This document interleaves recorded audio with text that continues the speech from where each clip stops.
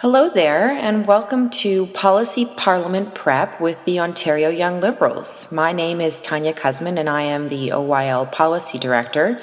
So let's move on to the next slide and start this process.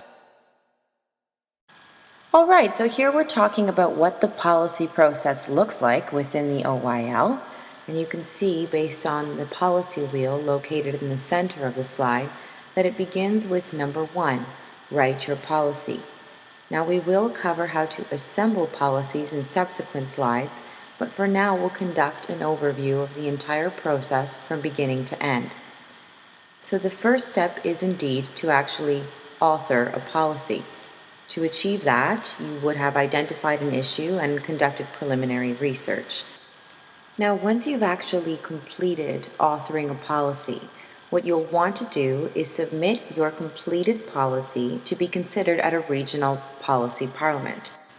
The goal of a regional policy parliament is essentially to select 2 provincial policies and 2 federal policies from every region to be sent on to our annual policy conference, Summer Fling. Keep in mind that many members from your region may be arriving to your regional policy parliament with resolutions that they want to see move on to Summer Fling, which means that you should be arriving to your regional policy parliament prepared to present your policy for 2 to 4 minutes, prepared to answer questions about your position on this particular issue, and prepared to debate with your other colleagues about this issue. Try to anticipate any objections to your proposal and develop well thought out responses to those objections. Preparing yourself like this will help you to combat the competition in the lead up to your policy ending up at Summer Fling. After all the debating and questioning has come to a close, 2 votes will ultimately determine if your policy will move on to the annual policy conference. To begin with, your resolution must pass by 50% in a hands-up, hands-down vote. Should it pass by 50%, it will then move on to the final paper ballot at the Regional Policy Parliament. If your policy passes by 50% on the final paper ballot, then congratulations, your resolution is moving on to Summer Fling. Indeed, be prepared to debate it at that conference as well. I would like to point out here that should you submit a policy at your regional policy parliament that does not subsequently make it on to the annual policy conference, you should still be proud of yourself, most definitely, for taking the time to become informed about a particular issue, for authoring a policy, and for having the courage to present it in front of your peers. Should a resolution of yours make it to Summer Fling, congratulations, that is fantastic. It's not a remarkably easy accomplishment to come by, so well done. All right, so we're moving on now through our policy wheel, and we've reached step 3, which is called lobby for your policy. The idea here is that you have a resolution that has passed at a regional policy parliament, and you're preparing for the annual policy conference, Summer Fling. There is a crucial step in between the regional policy parliament and the annual policy conference, and that is most definitely lobbying. What you want to be thinking about is garnering support for your particular issue and your particular policy. So how exactly would you accomplish this? Well, a good place to start is to get a sense of who is most likely to attend Summer Fling. Those are going to be your voters. To begin with, the folks who were present at your regional policy parliament will more than likely be at Summer Fling, since they probably have a particular affinity for policy. Other options you may want to consider are contacting and establishing relationships with university and riding club presidents. You may also consider creating a social media campaign for your policy and enlisting your friends and supporters to help you in promoting your position on a particular issue. Again, it always helps to conduct additional research about the largest potential objections to your policy and develop well thought out counterstatements, as you will most definitely be faced with questions and inquiries about the ramifications of your proposal. All right, so we have reached the final stage in our policy wheel, step number 4, Summer Fling. At Summer Fling, the 24 policy resolutions that have emerged from the 6 regions based on those regional policy parliaments will be debated by the attendees. Your policy or policies will be one of 12 provincial policies and 12 federal policies. Summer Fling is quite like a regional policy parliament, but on a much larger scale. First off, you're debating with your peers from across the province, not just from your region, and debate has a tendency to become far more heated. However, none of this will matter if you've come prepared to debate your policy and you've done all the research that is necessary. Your policy will face the exact same vote tests as it did during the Regional Policy Parliament to ensure that it is declared an OYL policy. First, your policy will have to receive 50% support from the floor in a hands-up, hands-down vote to pass to the final paper ballot. If your resolution does pass by 50% on the final paper ballot at Summer Fling, it is then declared an OYL policy until it is usurped by a directly contrary policy in a subsequent Summer Fling. And with that, we have reached the end of our policy wheel. I would, however, like to address one recurring inquiry before we move on to the next slide.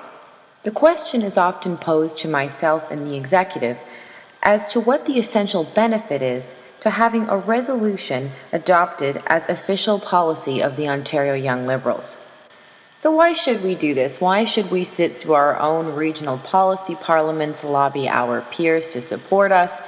Well, there are many reasons for this, but the main idea here is that in lobbying the senior party, whether it be the federal party or provincial party, to adopt these positions on particular issues, we have the ability to communicate to them that this particular policy resolution is not only the opinion of a few fringe young liberals or a handful of folks that are interested in this particular subject, but rather we create for ourselves the ability to assert that this is the opinion of the majority of young liberals. And by extension, we've adopted it as official OYL policy.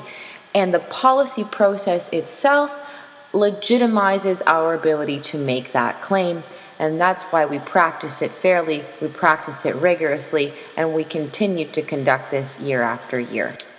As a final note, another reason why this process is so important is because by subjecting your policy to this rigorous process, you most definitely give yourself the opportunity to improve a policy that you've written. For this process will reveal questions and considerations and objections that you potentially have not yet considered. And so even from a mechanical, logistical standpoint, it is a useful mechanism to ensure that you're putting your best work forward. So that brings us to the end of this slide, and now we'll move on to the next one. So let's go, follow me.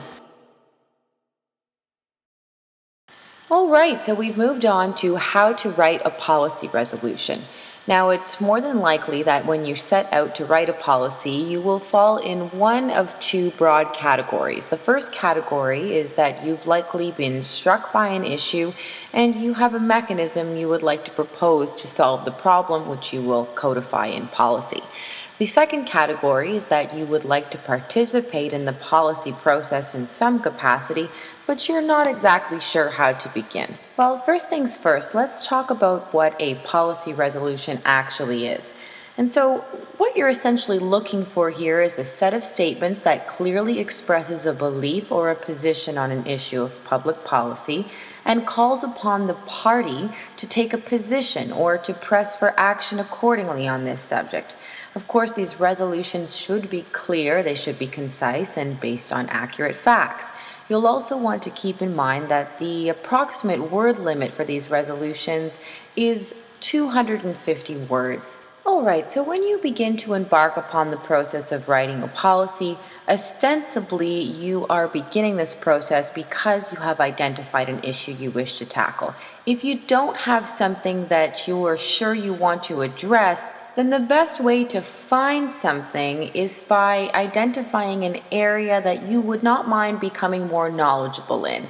If it's healthcare that interests you, if it's defense policy that interests you, if it's economic policy that interests you, these are all viable areas in which you can become more knowledgeable and subsequently identify areas where the policy frameworks could be tightened up. Now, if it's your first time writing policy and you're trying to find an area in which a policy could be useful, at a very basic level, you could begin with a simple Google search. You could type in something as simple as issues with Canadian Aboriginal policy, and you will likely find a pattern of objection to current government action on a subject. More than likely within those results will also be a collection of suggestions about how particular policy changes may result in positive benefits for the individuals involved in this issue. Remember that you don't always need to be the grand inventor with all the answers. More likely than not, there is an easily accessible reservoir of research which will point you in the right direction, and all you need to do is gather that information, sift through it, and allow it to percolate into a cohesive suggestion for government action, which would essentially take the form of a policy resolution. Sometimes it could even be as simple as taking a peek at what another province has done to address a particular issue and then applying it to Ontario, like safe injection sites, for example. Okay, so once you've identified the issue you wish to tackle and the solution you wish to propose, you must then determine which level of government is responsible for your policy and in which ministry, whether it be federal ministry or a provincial ministry, would your policy be housed. Always ask yourself if there is any existing policy on this subject within the party or the OYL. The party could have already taken leadership on this issue, and then again, you'd be wasting your time. So you might be asking yourself now, well, how can I possibly become more informed about what a ministry has already done, what action the government has already taken, or what positions the federal party has on a particular subject? And if you've identified the ministry under which this policy would be housed, then it's always a good idea to do a search on that ministry's progress or history. The Ontario Legislature website is a fantastic resource, and it provides everyone with the opportunity to monitor what the government is doing and what each ministry is doing with respect to different files.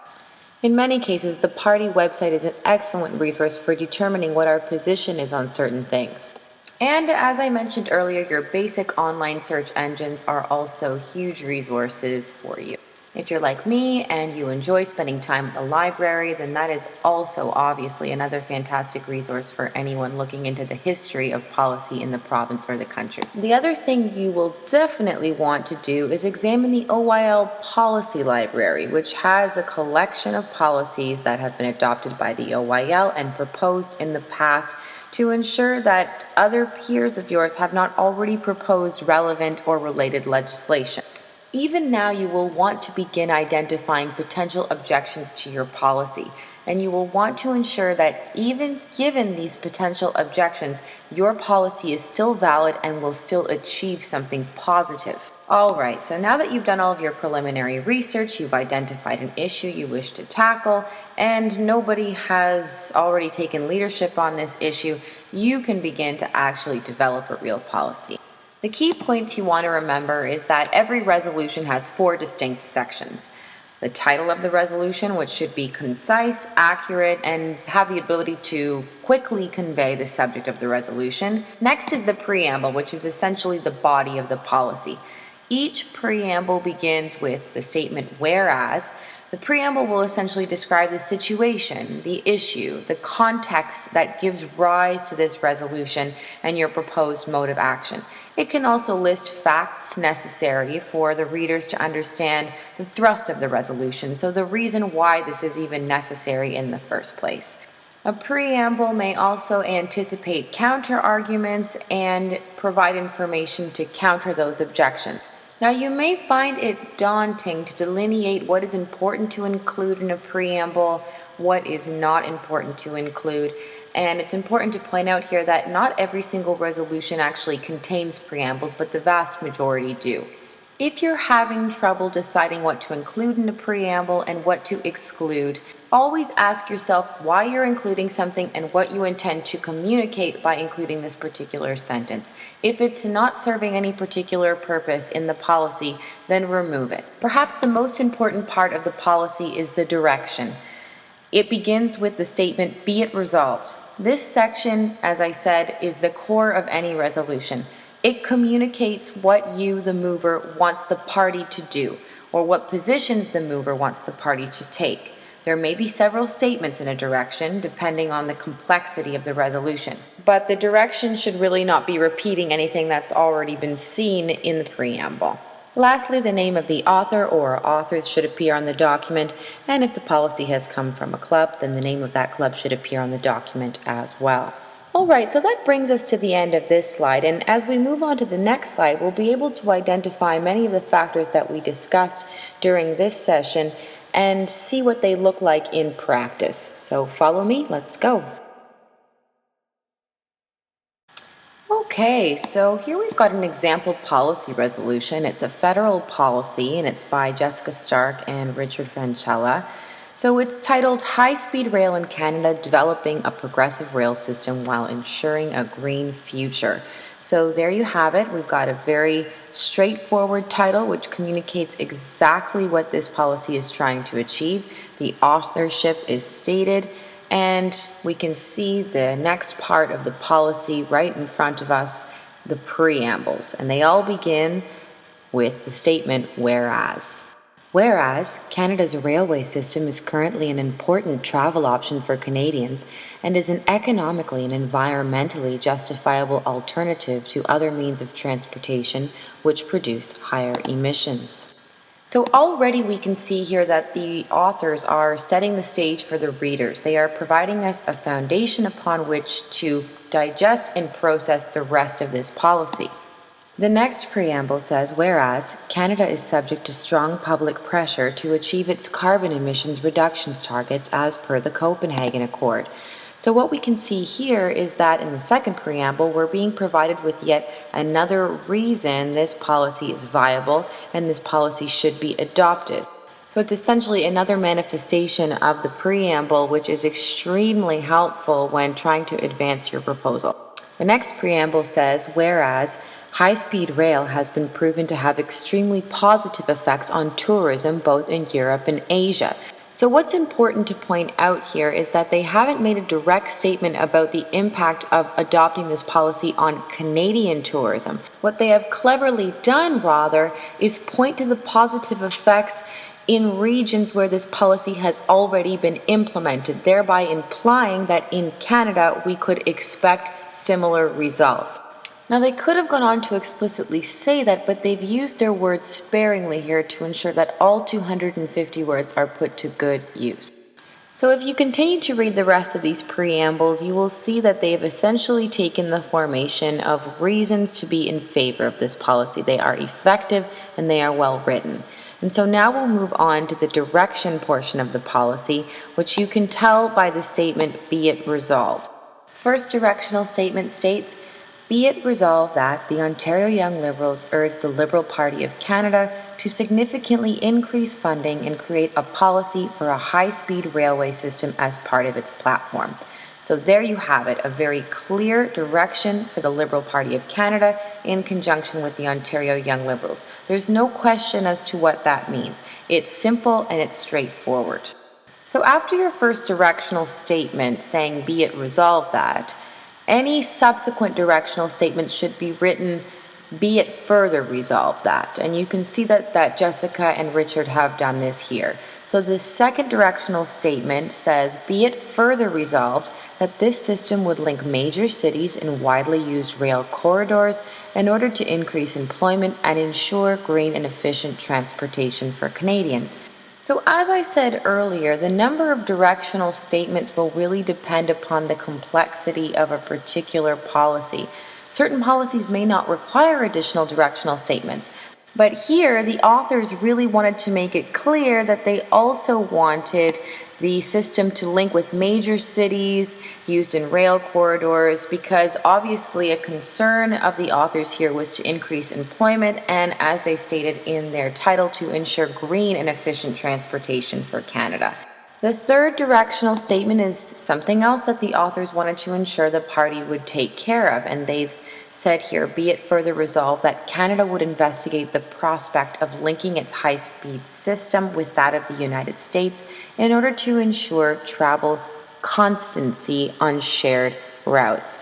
And so what's important to recognize here is that there is a difference between the directional statements. If you're going to have multiple directional statements, ensure that they really are working towards different goals. Yes, they will overlap, they will be linked because it's within one policy, but ensure that there is really a reason to have multiple directional statements. And again, always ensure that they are focused, clear, and concise. So that brings us to the end of this slide, and I hope that by stepping slowly through this policy, you were able to see how different components of a policy operate in practice, the kinds of components you'll want to incorporate into a policy, and really the kind of wording you should be adopting if you want to be successful in this process. So we're going to move on to the next slide now, which will outline some of the slight differences between the Ontario Young Liberals' requirements for policy submissions and the requirements outlined by the Liberal Party of Canada for official party policy submissions, especially to a conference like the biennial. So follow me and let's go. Okay, so as I mentioned in the last slide, here we are going to take a look at some of the slightly different requirements between policy submissions that are provided to the OYL at regional policy parliaments and for summer fling, and what the Liberal Party of Canada, or LPCO, requires when you are submitting policy to them for a conference like the Biennial Convention. There are some slight differences, but they are important to note. So I suggest that if this is something you are considering or are intrigued by the concept of a new opportunity to submit policy, that you take note. So some of you may be asking yourselves at this point, what is the Biennial Convention, and is this something that I can potentially become involved with? And my answer is absolutely yes. All young Liberals should strive to be a part of this key convention. And so what is it? Well, the Biennial Convention is a key milestone on the road to any federal election. Essentially, the key point to remember here is that the resolutions adopted at the policy plenary session of the biennial become official party policy. Okay? That means delegates are essentially voting to adopt policy resolutions that will inspire our next electoral platform. Okay? Now, this is something that is not outside the grasp of any Ontario Young Liberal. In fact, this is something that is very much within our reach. And young Liberals have participated in this process before, and they have been successful. So I do encourage all young Liberals to become involved in this process if it's something that strikes your interest, okay? If you're looking to become more informed on how to become a delegate or what the process is to submit policy to the Biennial Convention, then I recommend that you take a look at the resources slide at the very end of this presentation and look at a document entitled Have Your Say, which I've included a link to in that resources slide. That document will provide you with information on how to become a delegate, how to engage in policy conversations with your local riding association and alternative local Liberal organizations, and prepare you for the process and the kind of lobbying efforts you will have to engage in if you wish to be successful at the Biennial Convention. So let's take a look now at some of those key differences that I mentioned we would discuss between LPC submissions and OYL policy submissions. So all resolutions, just as official OYL policy, must have a title, preamble, direction or operative statement, and authorship, okay? All first letters of any main words in the title must be capitalized. Okay, and there's your example, tax credit for textbooks. All right, and the preambles must begin with whereas. So up until now, we really haven't differed too much from OYL standards, but here is something to be cognizant of. When submitting policy to the LPCO, the maximum number of preambles to be used is 6, okay? The OYL isn't quite so rigid with respect to this rule, and we do allow in excess of 6 preambles, but when submitting policy to the LPCO, please be cognizant that the maximum number is 6, okay? You can include footnotes with website links for additional information if you wish, But just be cognizant of that maximum number of preambles, okay?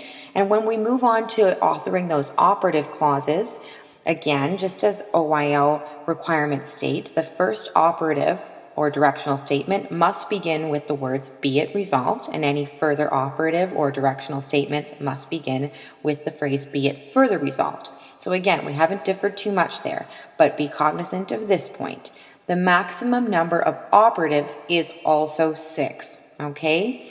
And here's the kicker, folks. When submitting policy to the LPCO, the preambles and operatives combined cannot exceed 8. Okay, so that means you can play around with the number of preambles and operatives that you do submit in a policy resolution, but when you count them all up, they cannot exceed 8, okay? So moving on now to word limit.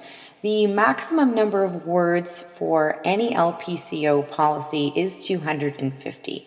And so the OYL has set out a loose rule around word limits, and usually we will accept policies that are in excess of 250 words.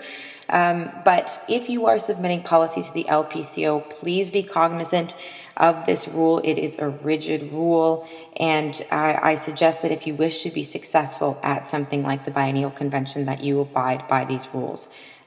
With respect to authorship, the sponsoring body, association, club, commission, PTA, or committee must be listed at the end of any resolution in addition to the actual author or authors, plural.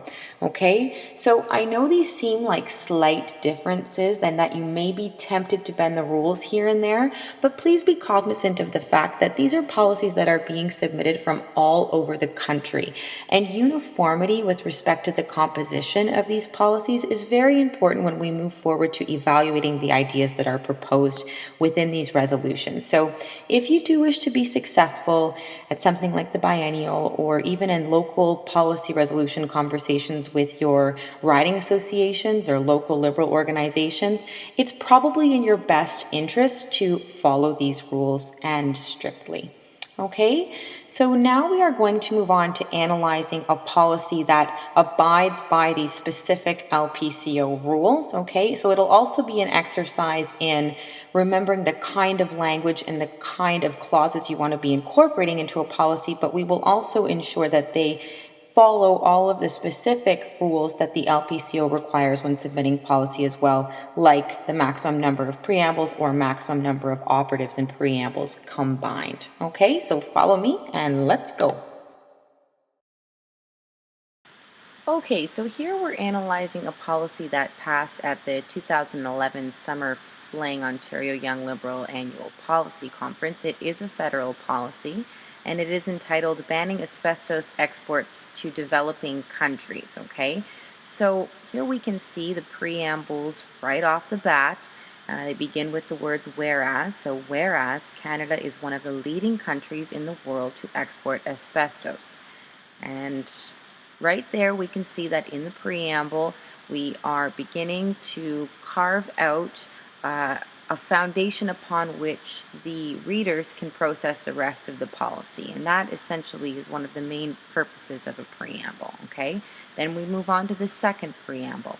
Whereas asbestos is a toxic and deadly material which is no longer used in many developed countries, and about 75% of Canadian asbestos is shipped to Asia, where, along with India, the biggest customers are Indonesia, South Korea, Sri Lanka, and Thailand. Okay, so here we are again seeing another main purpose for a preamble, which is to provide extra or additional key information which will allow the readers to process the reasoning or the significance of this policy in the first place. Why is this policy being written? Okay, and the third preamble again starts off with whereas. Whereas Canada exports asbestos to mostly developing countries where there are poor safety practices, which results in serious health consequences for workers, and the World Health Organization estimates asbestos kills at least 90,000 people a year, about half of all occupational cancer deaths. Once again, here it couldn't be more clearly illuminated that the preamble is serving the very important purpose of demonstrating why this policy is important. why should we be adopting this policy? It doesn't need to explicitly say we should adopt this policy, because it very cleverly simply outrightly states a problem with the current practice.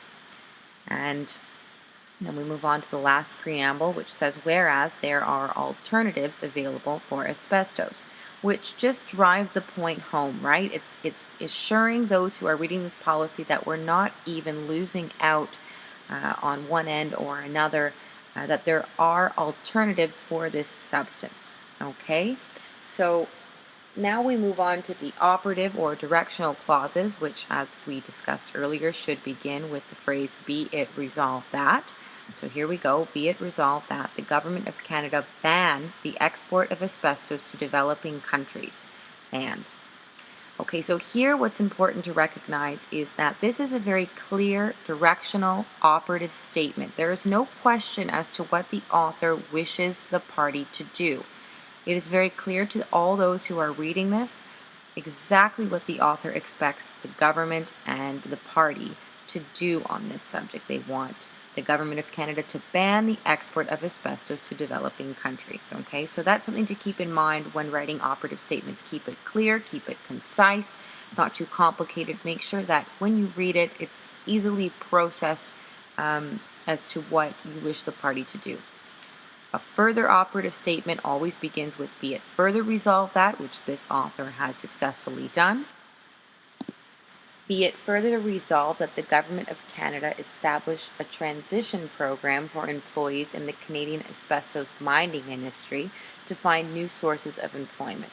Okay, so here the author is providing another clear directional statement to the government, explaining that they would like the Government of Canada to establish a transition program for employees that currently work in the asbestos industry. Okay, so this is something the author clearly wanted to cover as well, and there's no question as to what that statement means.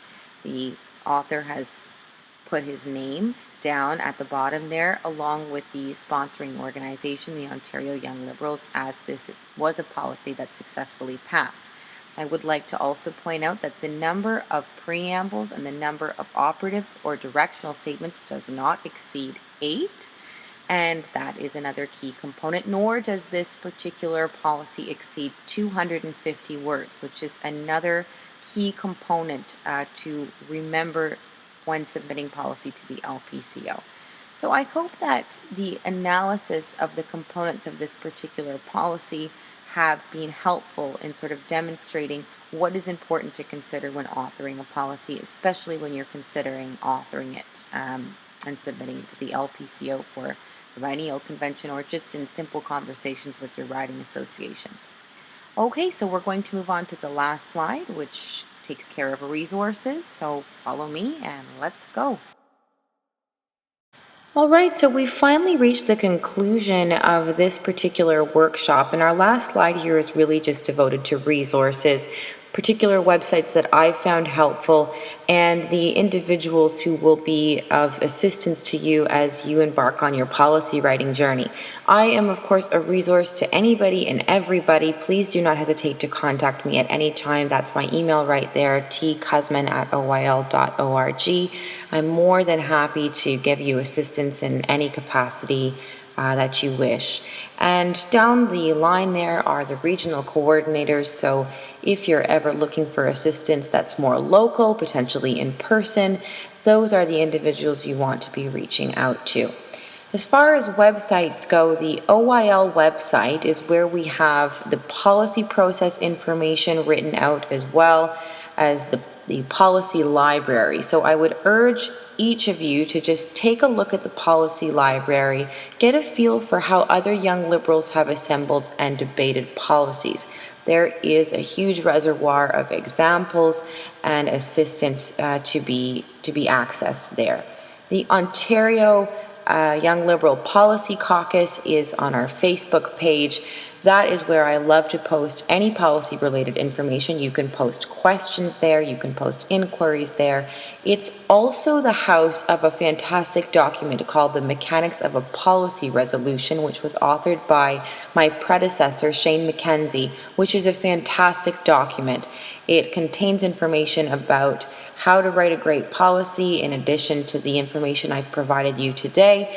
And I think it's a great resource for anybody who's just getting started or even a policy veteran. As always, the Ontario Legislature website, as I was mentioning earlier, is a fantastic resource. It's where you can check in on ministry progress. It's where you can check in on current legislation, what bills are being debated, have bills being thrown out. It's the kind of website that is a little bit difficult to learn to navigate at first, but once you get the hang of it, it is fantastic. Of course, you all know the Liberal Party of Canada website and the OLP website. Those are always great resources to get a sense of where the party is on certain things. Justin is very good at providing position papers on particular subjects as time goes by, so always check back there for developments. And so I hope that these will be useful resources to you. If you're looking for further direction on resources in a policy sense, please contact me. I'm more than happy to point you in the right direction. And I wish you all the very best of luck in this process, and I will see you all at your policy parliaments and most definitely at Summer Fling. Take care and good luck.